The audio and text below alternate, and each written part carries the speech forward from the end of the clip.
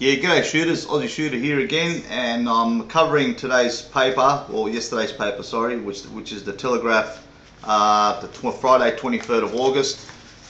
And you can see right there, there you go, Friday 23rd of August, Telegraph, and the main story is here, like in the middle. It's got race, hatred, blood, and a broken heart. And this is basically a story that touches on something I spoke to you about earlier.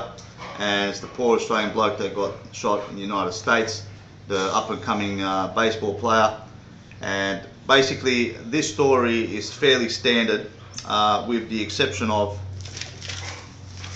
here, right towards the end of the story, you've got them saying CNN talk show host Piers Morgan has been one of the most vocal opponents of American-elect's gun laws, and we all know that.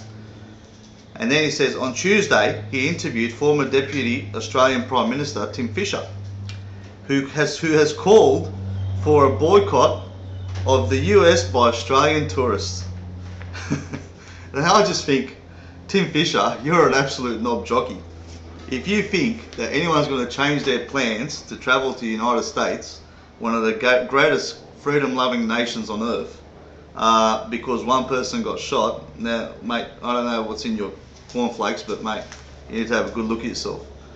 But anyway, the Tim Fischer seems to be calling for a boycott on all Australian tourists to the United States. And this just shows you the complete utter stupidity of the people that run this joint. So anyway, but all these stories are more to do with trying to justify our pathetic gun laws rather than demonizing American gun laws. And it's all like saying, oh geez, look at them, they're so bad, but we're so perfect. So, you know, so unbelievable. It's just cracks me up. And then you've got, and anyway, and have a look at this. Look at these two blokes. Have a look. Oh yeah, they're real concerned about gun laws, these two blokes. So anyway, now, more anti-gun rubbish from the toilet paper. The death of one Australian civilian in a US shooting will not make one iota of difference to changing the gun laws or making the impact on gun control. If US President Barack Obama himself cannot achieve this, then one more death certainly won't either. Well, I mean, David Ingram, what do you want, David? Do you want America to turn its gun laws upside down just because one person got shot? I'm sorry, mate. That certainly won't happen. And nor should it. But anyway, on a brighter note, the toilet paper has printed something actually quite decent. As you know, in my previous video, I spoke about the article by Yoni Bashan.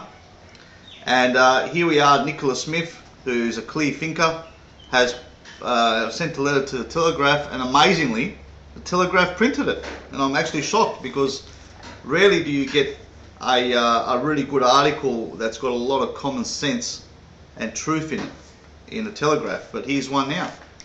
Yoni Bashan seems to be taking a page out of the books of Soviet Russia and China by suggesting police should be able to search homes and cars at will of anyone who has been convicted of a firearms offence.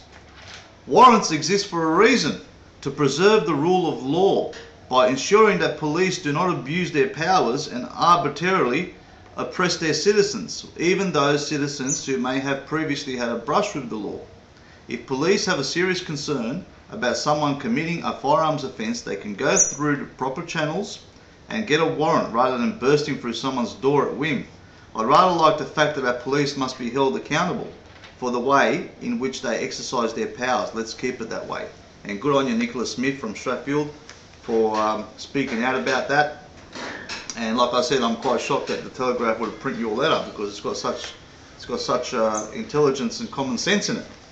So anyway, that's one good thing about it. Now, on another note, a story that I find quite odd actually, and if someone can explain this to me, please do so at the bottom here, and because I like to get the inside, and I'm sure a lot of other people would like to know the inside workings of this. Now, you guys, I'm sure you guys have been aware of the hoo-ha that's been generated regarding all the fluoridation of water and how Lismore Council has stopped the fluoridation of water. Now, I'll be honest with you, I couldn't care less if there's fluoride in the water or not. and I really don't know if it has health benefits or not. And I really do support the people's right to choose what they want in their water.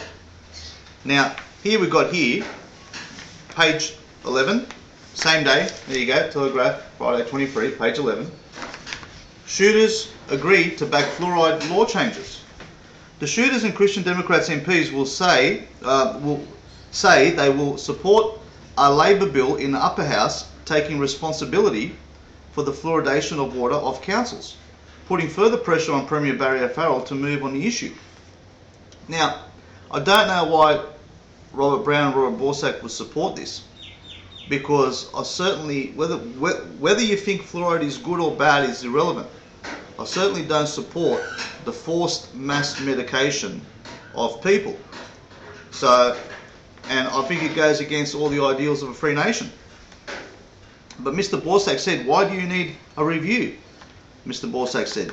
Mr. McDonald said, with the crossbench support, the Premier would have to support the proposal or vote it down in the floor of the lower house. Now, I can only assume that this decision by the Shooters has some strategic value against Barry O'Farrell, because recently, as you know, he's backstabbed all the Shooters by closing down the Game Council and watering down the national parks deal. So I can only assume it has some strategic value, because I don't understand why the Shooters would back this. And if someone has got a good reason for it or can explain it to me, please do so. So anyway, that's all the news for yesterday, for Friday.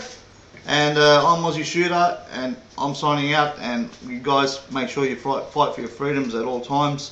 Don't let these bastards take it away from you. If you hear any kind of anti-freedom stuff on the radio or in a paper or anything like that, be active. Call them up. Tell them how pissed off you are. Tell them how wrong they are. Okay? Don't be scared to voice your opinion. Alright. I'll catch you later.